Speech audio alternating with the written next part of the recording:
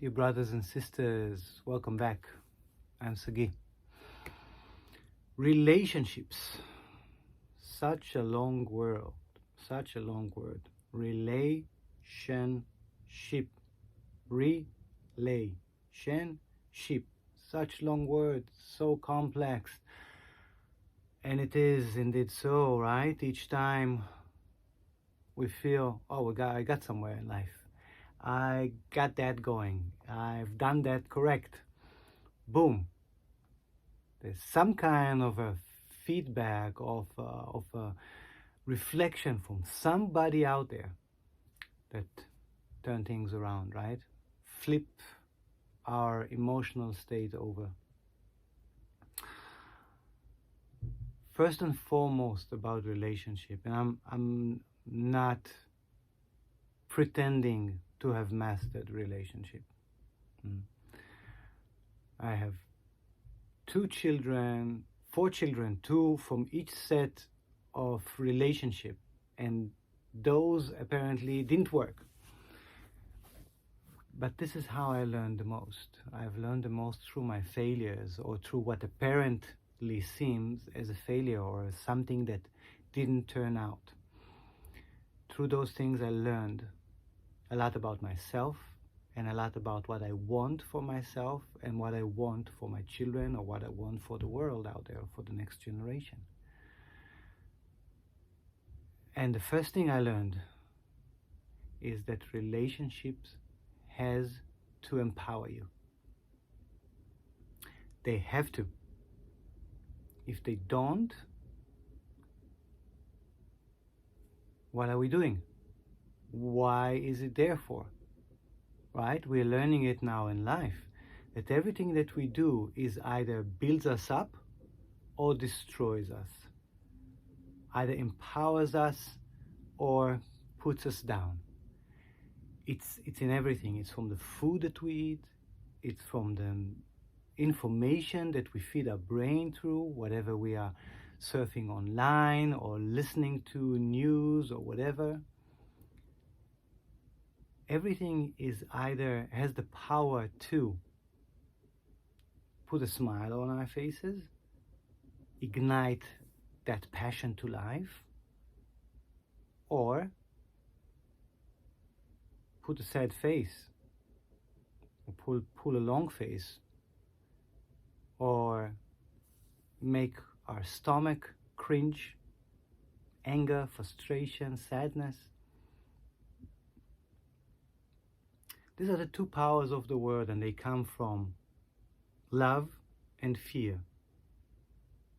The 2 most powerful creations here on earth come from either something that I love, that I want to attract, or either something that I fear, that I want to negate, that I want to get away from. And these are equally powerful, because this is where I put my energy. And remember, energy is neutral. We activate it. The consciousness activate energy towards a plus or a minus, towards destruction or construction. So, much like when you know a certain food will destroy you, will harm you, will cause a disease, you will do your best to avoid it. Same goes for how we feed our brain, right? If we know a certain news, a certain movie, a certain information will harm us, can harm us, there's an attraction there, there's an addiction to it, but once we know that, we will try to do our best to not to use that, not to consume that, not to consume that poisonous food, not to consume that poisonous information. We will do our best. Same goes for relationships. Meaning there are relationships which we are already aware of that they are constricting us, slowly decaying us, destroying us. They bring us down. They are poisonous to what we want to achieve right here and right now. And there is still some sort of an addiction to that person or to that type of relationship. which causes us again and again to meet that person again and again, to go for the same experiences, but something is already there inside our awareness that tells us this is bad for you. This is not contributing anymore. This is slowly destroying you. The more we are listening to that voice from the inside, and the more we can master courage and follow that, then we will lead our life to where we really and truly want to. So there is that point of being aware that something is not good for me anymore. And when I'm using here the terms good and bad, they are always temporal. They are always bound to a certain place and a certain point in time. Because what is true for me right now is not what's probably going to be true to me for me next month. And it's definitely what was true to me 1 month ago or 1 year ago. For I'm always developing. We are always changing and developing, and therefore at every point of view of where we are at, of how we are perceiving the world, at every moment, this is where right and wrong, plus and minus, good or bad, are relating to. And that brings us again to the point of relationships. A relationship is relative to who you are right now. And since you are evolving and changing, what is true to you right now is not going to be true to you in the future. And the relationships that you are experiencing, participating in, and taking with you should develop according to your own state of development, to your own expansion, where you are at your evolutionary state. Now, since we are humans and each of us has the right to choose, and we make choices, not necessarily that the choices that I will make will fit the choices that my partner will make, that my friend will make, that my relative will make, that my parents, my child will make. Much like a tree that you see starts growing from the same root, the same trunk, and then there's a split of branches. And then further on there's another split, and another split, and another split. This is the point where two consciousnesses, two individuals of awareness have made a different choice. And much like with the tree, that the branches starts going away from each other, this is parallel to our existence and to how we do relationships. Because we're not staying always at the same point, at the point of union. We are moving on. Constantly we are making new choices. We strive to develop, we strive to expand, we strive to express. And from that expression, we continue growing, moving, doing. And once we do that, and a partner, a friend, chooses something else, even if he or she did not make a choice, just to stay in that space, then there must be a split. For I have continued, I have chosen to continue and to expand and to go somewhere else. And I make that choice according to what is true or false to me, not what is true or false to that person, to that individual.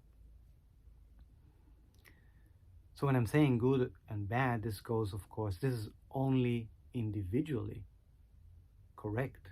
It's related to a certain individual, a certain person, in a certain place at a certain time, or in different words, under a certain state of mind, circumstances, consciousness.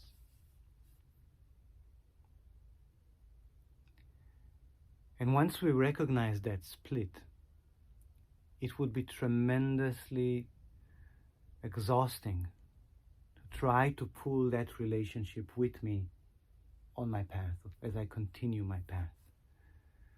And God knows we try, right? Because we love that person. Sometimes we are bound to that person in marriage. Sometimes we are bound to that person in blood. But as hard as we try, we see that it only takes us further and further down. It takes so much energy that in the end we are depleted, and we come to a breaking point where we understand, I cannot continue like this anymore. This is when realization kicks in. And then we make the commitment to ourselves to say, I cannot continue doing that. I cannot continue consuming that food. I cannot continue listening to those types of information. I cannot continue spending time and closeness, and most of all, intimacy with that person. So that person did not become toxic, that person did not become bad. It's my own choices that have led me to this point. And it's hard to see sometimes, and we tend to blame the other person. Yeah. And of course, there's something there that is true about that, but that's not right for that person. That is true and right for me. And blaming another person is not helpful, for nobody changes from a place of being blamed or taking blame, and nobody can change anybody from that place either. So only when I take back the power, because blaming somebody else is actually giving somebody else the power, saying, well, you have the keys to change that. You're responsible for that, and then only you can correct that or change that. But when I take that responsibility to me and I say, okay, I recognize something about that person that I don't like, and I really don't like how they do that, and I really don't agree with that, but I cannot change that. I can change the things about myself, how I see the world, how I interact with the world, what I understand about the world, how I think, how I speak. These are the things that I have responsibility for, that I have power over. And that should be my main focus. The only thing that I can change are the only things that are in my power. And the first step towards that is releasing that bondage to that person. Releasing that relationship which is relying on, and saying, I have changed. So there is no more correlation, as hard as it is to accept, and as sad as it is, because I really like that person, I really love that person, I really want to continue my path with that person. As hard as it is, this doesn't work. This only disturbs my own expansion and their own expansion in life. And it takes a brave, decisive moment to say, that's it. That's it. I have to be true to myself and commit to what I've already started, because I have already started that change. I've already made that split. I've already changed a direction. I cannot go back. Much like the branch, it cannot fold back on itself and undo its own expansion and continue going with that other branch where the split was. It cannot undo itself. It cannot ungrow. Much like that is you and me. We cannot undo what we have already started. And there were circumstances to what we've started already, and there is a development to what we've started already, and we cannot go back on that. So it takes a bold personality to accept that and to not stop the growing, right? Because if we stop further growing, it's also not going to bring us back to that point of where things split it up. And it's not going to allow the next person or the other person to catch up because they continued on their own path. So there's no way of going back, undoing things. And there's no point in stopping to grow, because this is literally and physically, biologically, chemically, it's impossible to just stop. Stop means death. That's what it means biologically. So we cannot stop continuing and stop growing. We cannot stop that. It makes no sense. So we have to take that deep breath and anchor down into our decision, which we've already make, but now we are conscious of. And now we take further responsibility for and continue with as much as love and respect for that person as it is, first of all, to myself, to ourselves. We have, first of all, to be compassion with the choices that we've made. Compassion to being bold and choosing something different, or walking a path that we believed was true. And it's still true. The path has not changed. The season might change, but the path leads towards what we've seen before we chose that path, which is truth, expansion, love, all of the above. Whatever it is that we inspire to, we've set ourselves on that path because we saw something there and we said, I want that. I want to be that person. I want to experience that.